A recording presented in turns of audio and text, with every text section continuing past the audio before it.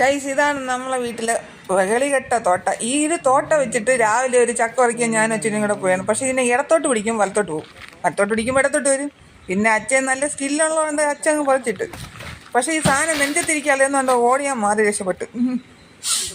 നമുക്ക് ഇനി കുറച്ച് ഇവിടെ ഒരു കോഴിക്കുഞ്ഞില്ലേ, നമ്മൾ മുന്നേ നിങ്ങളെ വീട് കണ്ടിട്ടുണ്ടെങ്കിൽ അറിയാൻ പറ്റും. അപ്പോൾ അതിനെ കാണുമ്പോൾ പക്ഷേ ഈ ഒരു കോഴിക്കുഞ്ഞിൻ്റെ ഒരു പ്രശ്നമുണ്ടേ, ഇത് നമ്മളടുത്ത് ഇണങ്ങൂല.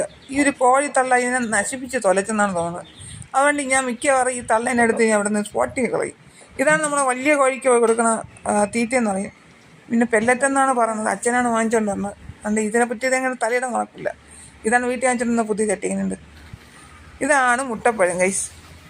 എല്ലാവരും ഭയങ്കരമായിട്ട് മുട്ടപ്പഴം അത് അടിപൊളി സാധനം എന്നൊക്കെ പറയും. എല്ലാം ആണ്, പക്ഷേ എനിക്കിഷ്ടമല്ല, ഭയങ്കര ചവർപ്പാണ്. ഇതാണ് ഗൈസ്, ഭയങ്കര കായ് ഗുണമുള്ള ഭയങ്കരമായിട്ട് കായ്ക്കണ കുരുമുളകാണ്. കണ്ടില്ലേ എന്തിന് കാച്ചെന്ന് പോലും തമ്പുരാനും പോലും അറിഞ്ഞത്. 4 തിരി വെച്ചുകൊണ്ടാണ് ഇരിക്കുന്നത്.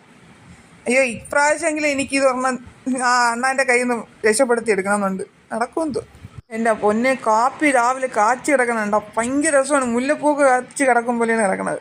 ഇതാണ് പുളിഞ്ചിക്ക. തല മുതൽ മുകളറ്റം വരെ കാച്ചിക്കൊണ്ട് ഒരു ഉപയോഗമില്ല ഗൈസ്. ആരും ഇവിടെ വാങ്ങിക്കില്ല, എടുക്കില്ല. ഇതാണ് നമ്മൾ കോഴിക്കുഞ്ഞിന് കൊടുക്കുന്ന സ്റ്റാർട്ടർ തീറ്റ എന്ന് പറയും. ഭയങ്കര വിലയാണ് ഗൈസ്. അടുത്ത നല്ല അടിപൊളി വീഡിയോ ആയിട്ട് നോക്കൂത്തി ഇനിയും വരുന്നതായിരിക്കും. അപ്പോൾ ചാനൽ സപ്പോർട്ട് ചെയ്ത് സബ്സ്ക്രൈബ് ചെയ്ത് എല്ലാവർക്കും നന്ദി.